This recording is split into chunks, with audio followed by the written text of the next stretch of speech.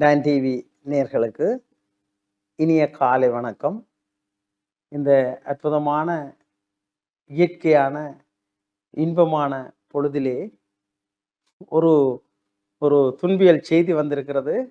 ஆசியாவிலே மிகவும் வறட்சியான நாடுகள், வெக்கையான நாடுகளில் இப்போ புதுசாக 3 நாட்டை சேர்த்திருக்கிறார்கள். இந்தியா, பாகிஸ்தான், இலங்கை. பாருங்கோ, நேச்சுரல் இயற்கை சூழல் சரியாக இருந்தால் மனிதனுடைய உளவியல் நல்ல பரிமாணம் வரும். ஆக இயற்கை சூழல் பாருங்கோ, வெக்கை, ஒரு வெப்பநிலை அதிகரிக்கின்ற பொழுது பாருங்க, எங்களுக்கு ரொம்ப இந்த நாய்கள் அந்த நாக்கை நீட்டிக்கொண்டு திரிகிற மாதிரி மனிதர்களும்.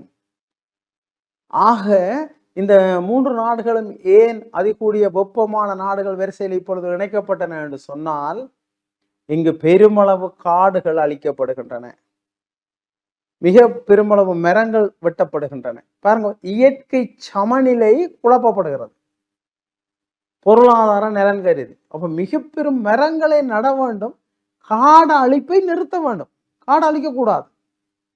ஆக இந்த ஆய்வின் முடிவில் சொல்கிறார்கள், 2050ஆம் ஆண்டு மிகப்பெரிய வெக்கை, இந்த பூமியின் மத்தியோட பக்கத்துல நாங்க இருக்கிறோம், ஒரு வெப்பம் கூடி சமூக சமநிலை, சூழல் சமநிலை, மனிதன் வாழ்வதற்கான சமநிலை பெருமளவு குழம்புகின்ற நாடுகளாக இவை வரப்போகின்றன.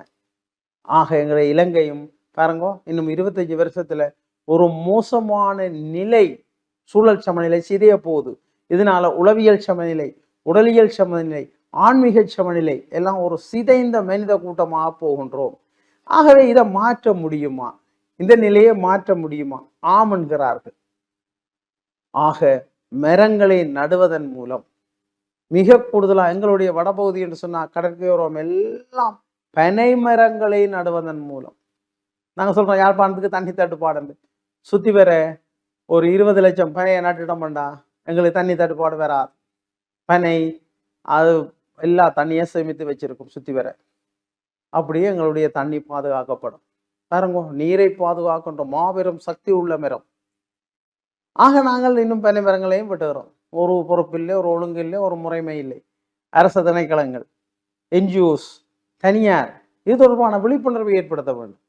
ஏற்படுத்தி இந்த அடுத்த மழை காலம் வரப்போகிறது, இப்பவே பிளான் பண்ணணும். எங்கெங்க பெருங்காணிகள் இருக்கு, எங்கெங்க பனை மர காடுகளை உருவாக்குதல், இதான் நாங்க செய்யணும்.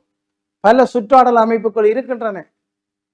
அப்ப இவையெல்லாம் ஒருங்கிணைக்கப்பட்டு வெளிநாட்டில் இருக்கின்ற பல உதவி செய்கின்ற நிறுவனங்கள், உதவியாளர்கள், தனியாளர்கள் இந்த யாழ்ப்பாணம் பண்ணையும் இலங்கை பண்ணையும் காப்பாற்ற ஒன்று மரங்கள் நட்டால்தான். பாருங்க, என்ன 25 வருஷத்துல. ஆகவே இதுல ஒரு பெரிய விழிப்புணர்வை ஏற்படுத்த வேண்டும். இப்ப தொடங்கிட்டுது, அரசாங்கம் தொடங்கிட்டுது. ஒரு பிரதேசங்கள், பிரதேச சபைகள், இப்ப பாருங்க பிரதேச சபைகள் பொறுப்படுத்தி இருக்கின்றன. எங்களுக்கு நின்று ஒரே அடிபாடு, ஒரே கதை, அதை வீடியோ எடுத்து போடுறது. அப்ப குடும்பத்துக்குள்ள சண்டை வேறந்தான், அதை வெளியில காட்டுறதில்லை, பல்லுக்கு ஊத்தி எடுத்து மணந்து வாக்குறது இல்லை.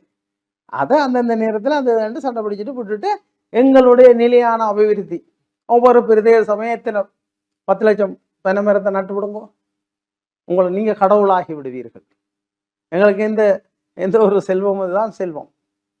எல்லாம் உள்ளூர் உற்பத்திகள் வெளிநாட்டுக்கு ஏற்றுமதி செய்யலாம். பனை உற்பத்தி ஆவலத்தை ஏற்றுமதி செய்தாலே காணும் எங்களுக்கு. பாருங்க, ஆக இந்த எங்களுடைய பிரதேசங்கள் வெப்பமாக்கப்படுதலை உடனடியாக நிறுத்துவதற்கான நடவடிக்கைகளையும் வீடு, பாடசாலை, கோவில்கள், சமூக நிறுவனங்கள் என்ற வகையில மிக விரைவாக உடனடியாக ஒரு ஒரு ஒரு இராணுவ ரீதியாக ரெண்டாவது மிக விரைவாக இதை செயலாற்ற வேண்டும். எல்லோரும் பொறுப்படுத்த வேண்டும். இது அரசாங்கம் செய்யும், பிரதேச சபை செய்யும், ஏனையவர்கள் செய்வார்கள் என்று இல்லை. எல்லோரும் பொறுப்பேற்று ஒரு வளமான இயற்கை ஒரு சூழல் கொண்ட நாடாக எமது நாட்டை மாற்றுவோம். நன்றி, வணக்கம்.